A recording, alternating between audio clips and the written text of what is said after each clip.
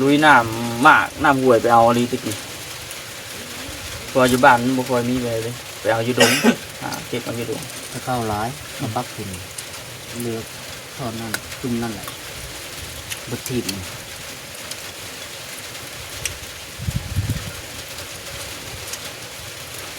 ถ้าแม่นต้มแล้วก็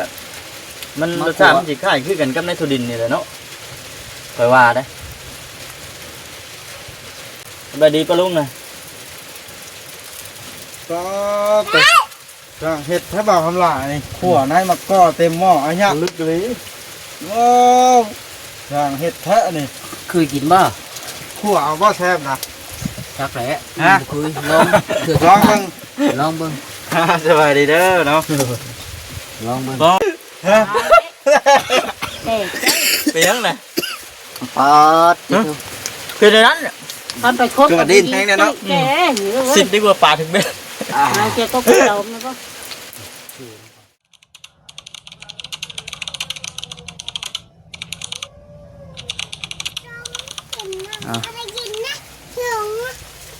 วัวมะกอมะกอโลนนี่มันสิ ก็ใช่ยัง ใส่กระทะใส่หม้อบ่ได้เกลือใช่ปะ ใช่ก็ใช้ บัดอันมะกอโลนนี่มันสิเป็นได้ใดบ่ ได้บ่ก็ลง หึ บ่ก็ลงกันนี่ บ่ คนสิภาพชีวิตคนเขาสิชวนบ่ครับไปเลาะพุ่นนะ อืม เลาะบ่เขาทาบ่ก็พุ่นเลย รอเบิ่งเงินเบิ่งกระทะมะกอ เขาบ่ได้จังมา อ้าวไก่นี่ แต่ได้เสียคืนเลยช่างว่ามื้อนั้นมาสิตุก เอา ไก่ พี่น้องคลิปนี้ก็สิจบซ้ำนี่เด้อ โอ้โหจับผ่านปล่อยมาเล่ง บ่คือนอนสบายใช่เนาะ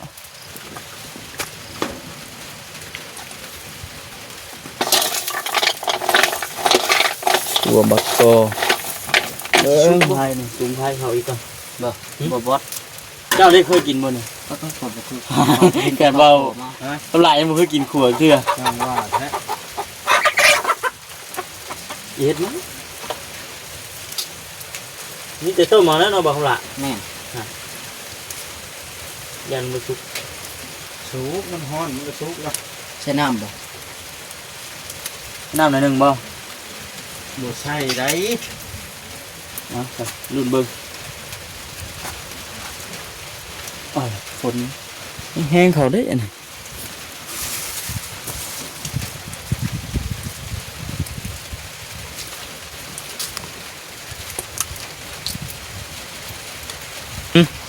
ยามุกงามบ่เจียงไผ่ บ่ มันจะเคยสิบุกบ่ เคยเห็นแต่คู่ได้กับพวกบ่นี่เด้น่ะบ่ปลาแตกเด้นี่แม่นบ่เด้ บ่ถือผ้าพัน แม่นบ่ คนไผ่เว้ย ดะอุดควันกันลีอุดยุงบ่น บุกคน อุดคนมักกอช่วงเฮามาช่วงนั้นน่ะยังบ่ทันได้แก่เนาะตอนนั้นเจ้าชีบอกตอนนั้นเนาะยังบ่ทันได้แก่เห็นอยู่ต้นมันต้นนั้นเหรอวะ แม่น เมื่อก่อนเนี่ยได้ยินแต่ข้าวอันอย่างแหละถ้าแม่เราเอาจะวางก่อนนะลุยน้ำมากน้ำห่วยไปเอาอะไรตะกี้พออยู่บ้านบ่ค่อยมีเลยไปเอาอยู่ดงเก็บเอาอยู่ดง ถ้าเข้าร้ายมาปักขึ้นเลือกทอดนั่นจุ่มนั่นแหละบดทีบ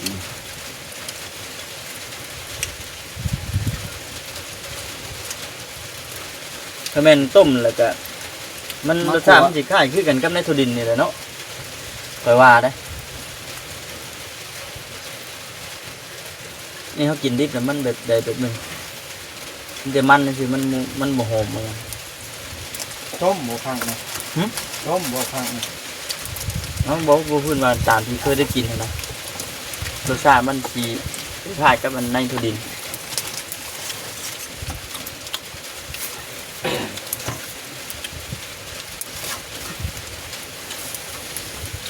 เบ้ลองละชิมมุกเอาไปหมูแดง ไฟทั่วไปเลยนี่เนาะคนน้อยสบายดีปะลุงเลย ก็แต่ช่างเห็ดถ้าบอกคำลายนี่ขัวในมักก็เต็มหม้ออันเนี้ยลึกเลยว้าวช่างเห็ดแท้นี่ เคยกินบ่ ขัวเอาก็แซ่บนะ จักแหละ ฮะ เคยลองเถื่อ ลองมึง ลองเบิ่ง สบายดีเด้อเนาะ ลองเบิ่ง ก็แต่เป็นตาแซ่บท่านี่มันทับไผ่บ่แห้งเนาะ มันต่ำเคียงกันค่อยสิเห็นบอกไข่มุก นี่บ่เอาหยังเทียบกัน นี่เลย น้องแม็กเจ้ากินเป็นบ่เลยขัวมักก็อีได้ฮะ ไปได้ ไปใช้นะย่านรถควันหวาน คนไงเตะดิ นั่นบ่แนวขลนนะ บ่ เพื่อนได้เฮ้ยจูดกันบ่ ดีเด้ ผู้พี่น้อง เห็นไอ้หนึ่งเห็นนี่ปะ กึ ข้อนอยู่ รอคำลาก็ได้ มาสิเราเลย กึ ข้อนหมดดินี่ อ๋อแล้วพอเพิ่นชุกเนาะ ขนาด กามันหนาใช่ไหม ขนาดจูดยังบ่สุกบ่ บุพง จูดให้มันอันนั้นได้ไหมไม้นั่นละขลนนะ เพื่อนเฮ็ดดิ อ่ะ ให้มันแห้งกันเนาะ จูดน้ำแห้งงอนเป็นว่าก็ได้ เรื่องบุหรี่ดิเนาะ อ่ะ บ่บ่ ฮะ หม้อจุบซอกก่อนบ่ เอาหน้าใส่อีกนะ แม่นบ่ ยังวะเดี๋ยวมันแห้ง เพื่อมันจุกหม้อซอกก่อน คนบ่ถึกบ่ เอามางานนี้เอาก็ได้ ขนาดใส่ไฟก็ยังปาเต้กาบเป็นตามหน้า เท้า เบิ่งยึด เอ้ย อุ้ย เป็นยังไงนะ มันลอย เท้า เอาเย นะ อะมั้ยไปเถือก็ได้ อย่าเท้าได้มาข้างหน้าเบิ่งขอเบิ่งจะยากทอดอะไรนะนี่ถ้ามันเริ่มสุกละ ให้มันพุงข้างในได้ ผงในผงเคยขั่วผงผักเคย ตามผู้บนเคยขั่วเห็นไหม เอาขลุ่นยังใหม่ เอาพี่ก็สีเขียวนี่เนาะ ส่วนลายค่อยขั่วใส่ขี้เท่าได้อันนี้มันมีขี้เท่า เอาเย็นไปแล้วบ่บ่ พิสูจน์แล้วใช่พิสูจน์แล้ว นะ พิสูจน์แล้วฉัน ครับเครื่องสูตรอยู่ เห็นปะเบิ้งขอยสิซีมตัวจีนี่ก่อน บุพง เบิ้งก็ ว้าวในนั้นเลย เอาอย่างนะผมซีก็ได้ ชิมไง เอาไปซีมนี่ก่อนซีมนะฉัน ไฟระบาด ทำยังไง ให้เนาะ ขวบก็ไปกินขวบก็ข้างเธอแรกจนให้ โอ้ยเนาะมาบดน้ ให้มันใหม่กะมันก่อน ตัวนี้ละขั่วตัวนั้นละข้างต้มไว้เนาะเราทำ เนี่ยไปสองเมนู สองเมนู ำไอ้ บอกตลาดจนถึงกับให้ไปกินขวบก็ข้างแรก เจ้าทับเอาว่าหรือมันแตกล่นนะเสียงอะไรผัดป่านโท ผมอยากไปทำนะครับนะคิดว่าบาทมาสิให้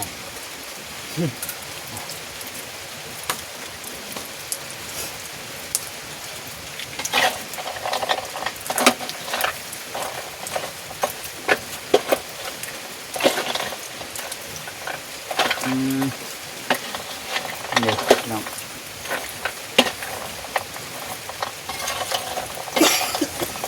แต่ยังเป็นยังบ่บด คุยจะหน่อยให้ผมไหน ขั่วจนกล้ามไม่เติมได้ ตามใหม่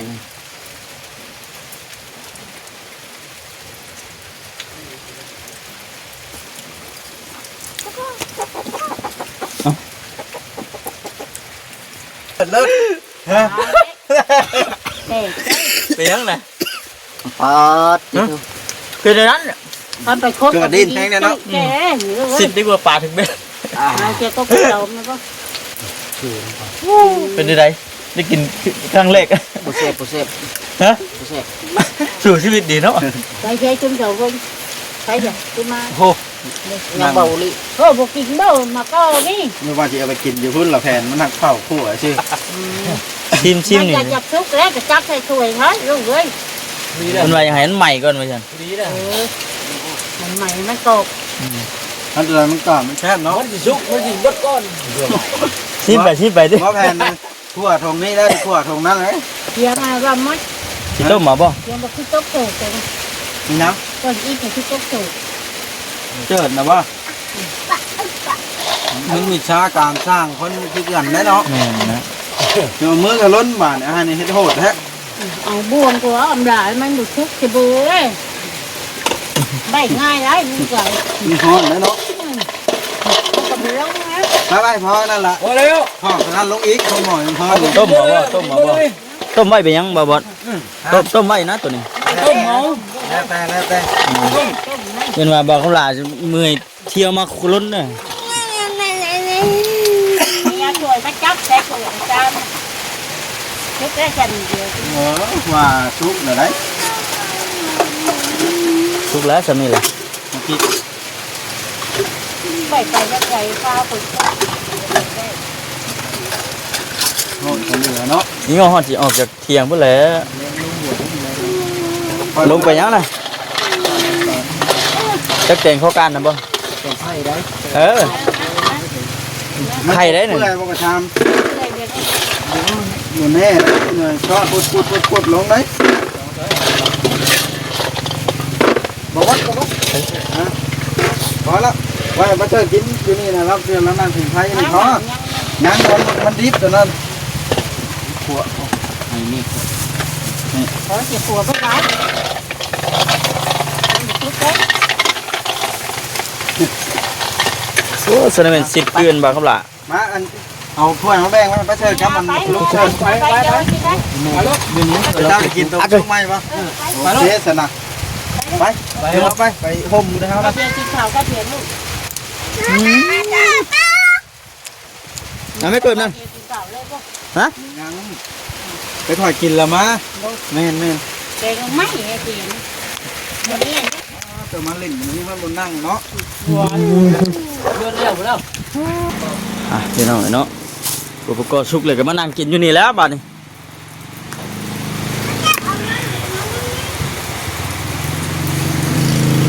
คร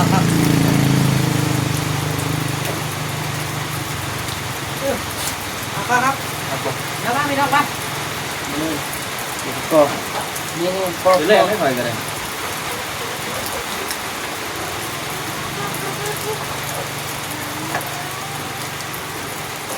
เกือบพัดมัน เล่นบ่มันรีบกินปลากระซิมนี่นะ นี่คนบ่ นี่ปลากระซิม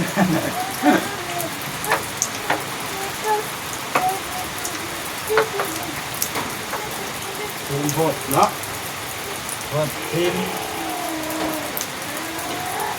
ทีมที่พ้นถุง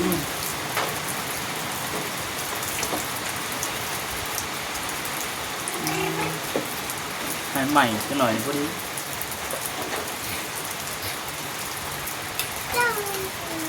พ่อเจ้าเราไปในเวทบ่ได้ครบอยู่บ่ได้เชื่อเก่ารัดนี่เนาะ ไม่ใช่ตัวร้านไปไหน เก่ารัดเด้ออยู่ไทยเก่ารัด ก็หรือ โตคือกันโตป้าเลยมึงจะกอล่ะมึงจะกอ ตัวหินตัวอื่นก็บ้านอยู่ไทยมันคือตัวป้า ก็หินบ่เลย เรียกตัวหิน อันนี้ก็ต้มกอวันนี้จ้ะก็หล่นมาตรงนี้ ก็เลย ไม่หินนะ บ่ได้มีหมากหรอวะเนาะ เฮ็ดได้เอาขับเอา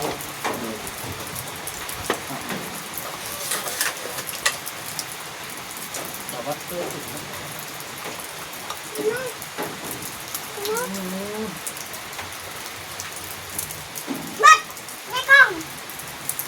เมื่อเนี่ยเมื่อไปเลย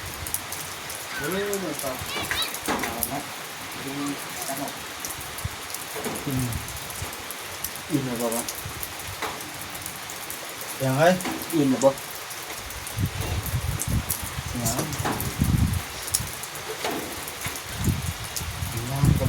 เลยใจเลย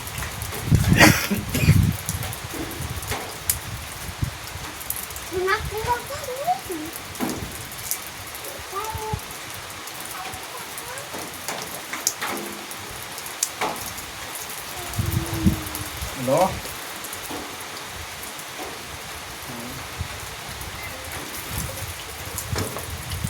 เว้ยอีนี่มันเป็นหายใหญ่เพิ่งนะมานี่มาเพิ่งมัน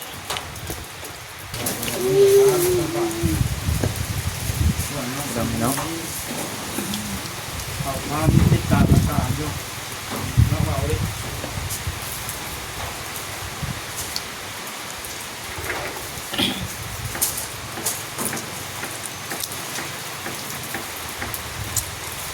เด้อพี่น้องที่นี่ก็ได้รถบัง เขาปวดแย่ของก่อนนั่นบอก ตีมันก็วันนั้น นั่นเนาะ ฮะ หรือว่ากินโคตรที่ตายนั่นมันมุ่งบ่เถียง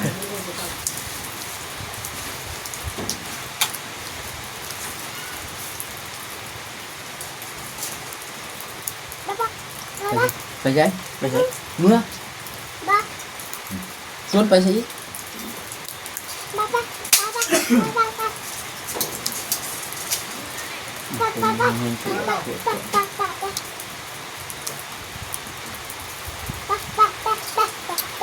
เป็นไหมเป็นไหมนอนตื่นอ่ะข้าม